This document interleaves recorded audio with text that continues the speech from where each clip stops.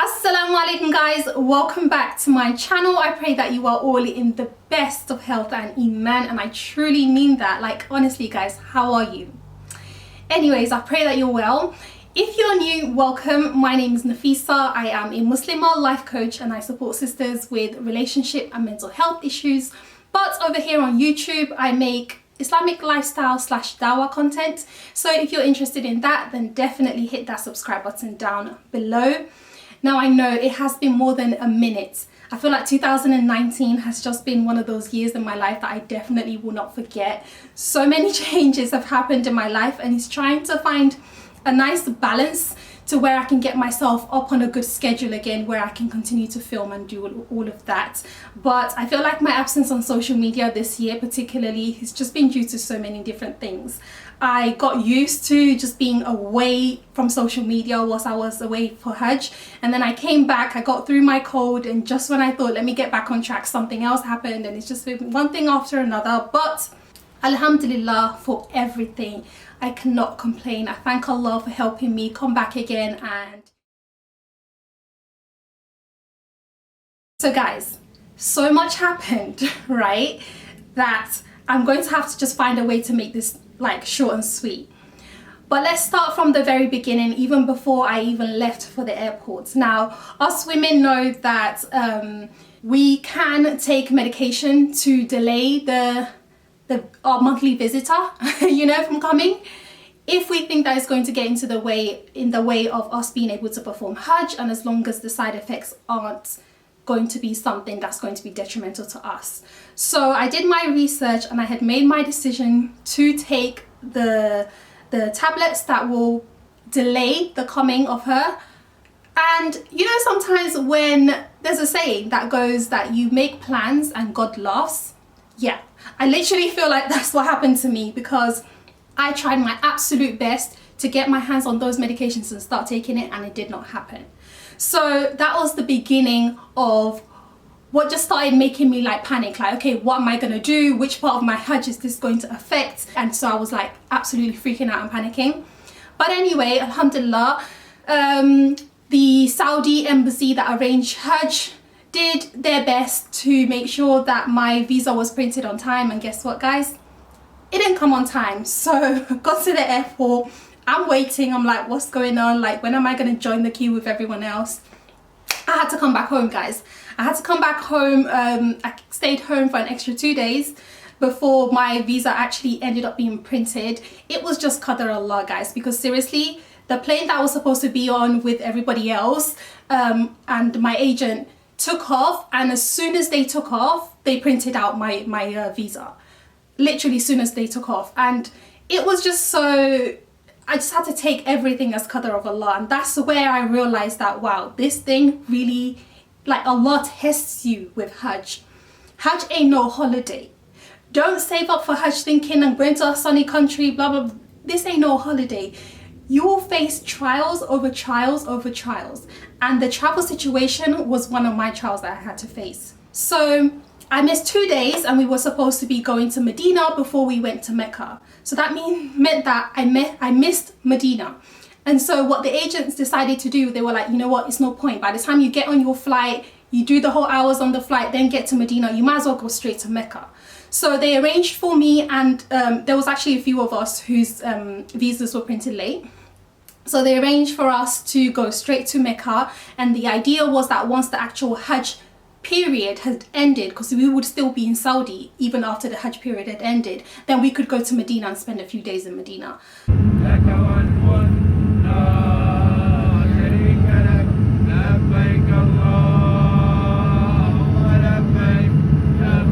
Now the issue came again when we arrived in Jeddah. Alhamdulillah, arrived in Jeddah airport. I'm so tired. It's like almost 12 and we're about to head off to the hotel, inshallah. When we arrived in Jeddah airport, there was a situation with one of the people in our group with their luggage and all of this stuff. So that was one thing. We got that sorted and we thought, okay, right, we were given instructions. You were going to go to this particular place and the buses were supposed to get you. The Hajj ministry arrange the buses to take people to their hotels. So they were supposed to, you know, get us and take us to our hotel. That's not even what happened, guys. Oh my goodness, that's not what happened. We were in Jeddah airport for a good, probably close to like 6 hours, right? Before we could even get a bus in order to take us to our hotel. When we finally did get a bus, this bus took us to a different hotel. Guys, it was real. This bus took us to a different hotel. So when we got to that hotel, we then had to contact our agent to say, we're in a different hotel, can someone please come and get us? And our agents are like, no, we can't come and get you. We don't have the ability to make that arrangement. It's the issue of the Ministry of Hajj to ensure that the Hujjaj get to their proper hotels. So now they make some calls, and some people from some office came, got us, and we assumed that they were taking us to our hotel. They didn't take us to our hotel. They took us to their office and told us to just sit down. Guys, we were sat there, and it just got to the point, like my patience was really getting tested, and I was like, excuse me, why are we sitting here? I was like, you know what? I'm going to call my agent, and I need to explain to my agent what's happening. The moment I mentioned calling the agents, all of a sudden there was a driver available to come and take us to our actual hotel. So eventually someone did take us to our proper hotel in Mecca. And so we arrived in our hotel in Mecca. When we finally arrived in our hotel in Mecca, our agents were, obviously they knew of us and everything, so they had arranged for us to go and do our Umrah right away. We went and did our Umrah right away.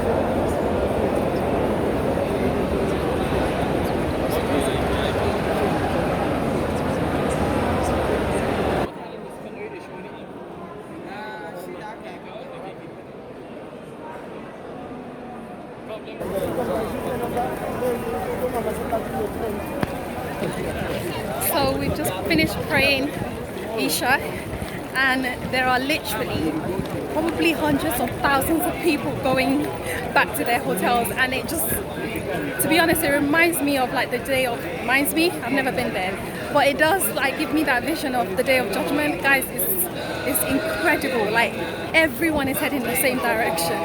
It's amazing, so amazing.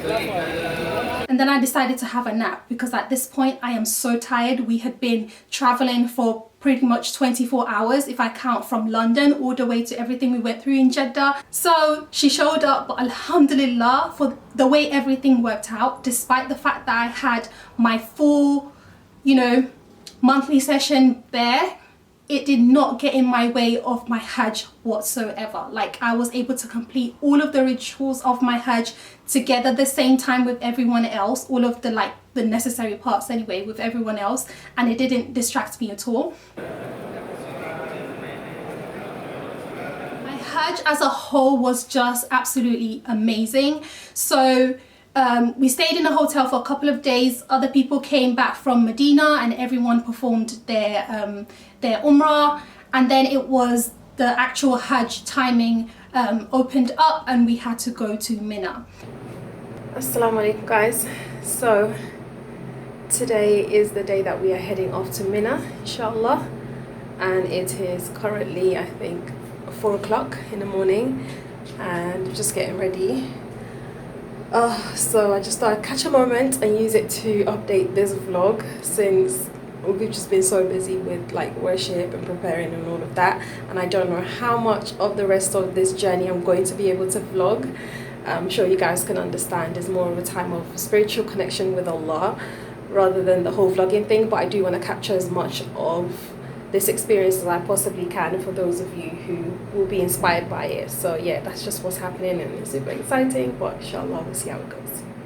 إن الحمد والنعمة لك والملك لا شريك له لبيك اللهم لبيك لبيك اللهم لبيك لبيك لا شريك لك لبيك لبيك لا شريك لك لبيك إن الحمد والنعمة لك والملك لا شريك له. The amazing part of it was just doing Hajj, period, because when you do Umrah, you don't go to Mina. That's the section that's only preserved for Hajj. So it was so nice that I had never been to Mina before, and I went to Mina and we spent time in our tent, and we had to share our tent. Our group wasn't actually all that big. I think there must have been, I don't know, maybe like 50 of us. But and we're all sharing this like one big hall, and there are like beds on, like literally the beds are this close to one another. They're like this close, and it's like a folding bed, so when you want to sleep you can lay it flat, and when you want to sit up you can fold it like that, and then you can like sit on the chair.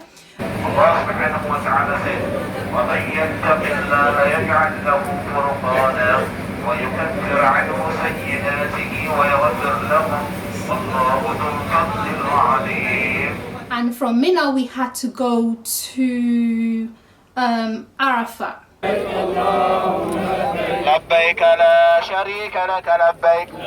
We got to Arafat. It was incredible. Like, seriously, I couldn't have asked for Allah to invite me to a better Hajj, because people who've been going Hajj for 20 plus years, the way they described this year's Hajj was like it was just something out of this world. Like, it was so different, it was so special, it was so amazing.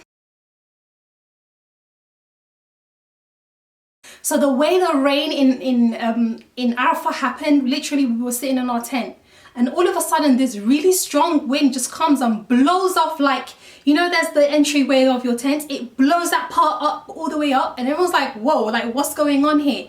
Because on our way in it didn't look like it was going to rain at all. Literally guys, in less than 5 minutes the heavens are open and it is pouring with the rain.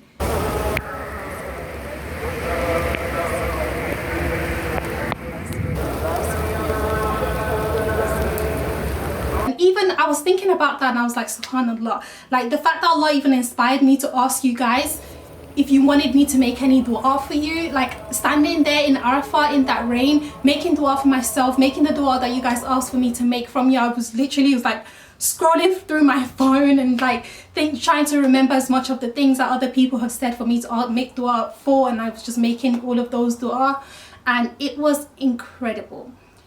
Guys, apart from it raining in Arafat, my second most favorite moment in Arafat was when the sun was going down. Like, there was just something about that moment. Subhanallah. Another moment I would never forget. Another highlight of my Hajj. It was just incredible. So Muzdalifah is where you go to pick up the stones that you're going to throw at the Jamarat.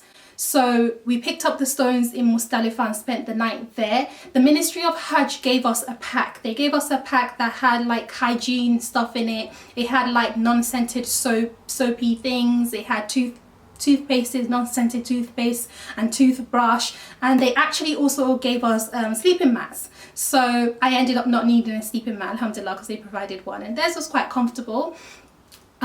So yeah, we used that when we arrived there in the night time, and we picked up our stones. If I remember correctly, it wasn't during the night. We picked up our stones, so 777 3 times, and we put it in our little pouch and little bag that we were given. We kept it beside us and we went to sleep, and like I said guys, it was the best sleep of the best sleep of my life. Let me speak for myself. It was literally the best sleep of my life, and just it was so peaceful, just so calming. It was lovely. Of course, where we have to go and throw the stones, and we went and we threw the stones, did all of that, alhamdulillah. Okay, now we go this way and start. So let's go to our direction. Now we go.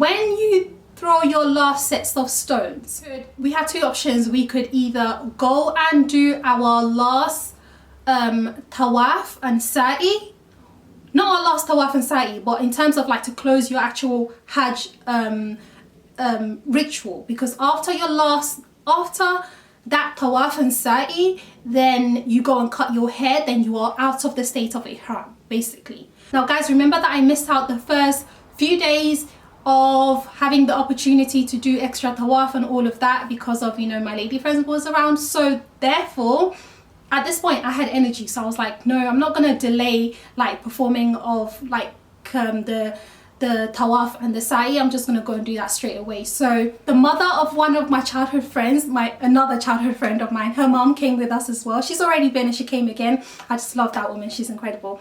Anyway, we decided that we would go and do our tawaf to close off to end our Hajj and our sa'i right away. So we went, and everybody else were like, no, we're gonna do it later, we're not doing it right away. And we walked all the way to the Kaaba. We got lost on our way, found our way again. It was so funny because I remember before we went, there was like a lecture that I went to like prepare people for Hajj, and the imams were saying like, bear with us if we still get lost, because people have been going for years and they still get lost. So we kind of got lost and found our way back again. Anyway, ended up we went there, we performed our last tawaf. After the tawaf, you go and do another set of sa'i. We went and did our sa'i, which is when you go to Safa, Marwa, Safa, Marwa, Marwa, Safa, Safa, Marwa 7 times, right? So we went and did the sa'i, and then we were finished. We could go and cut our hair, and then we are out of the state of ihram, which meant that we had completed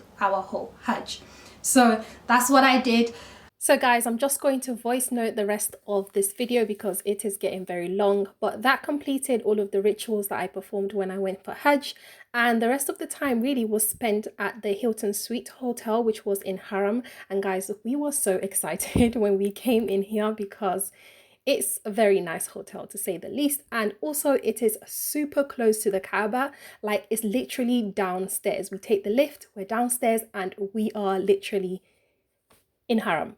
So it was quite amazing. And after that, it was literally all the more holiday stuff, you know, eating good food and shopping. Now, I don't want anyone to misunderstand me. I may have went through quite a few trials, but the majority of my Hajj was absolutely smooth.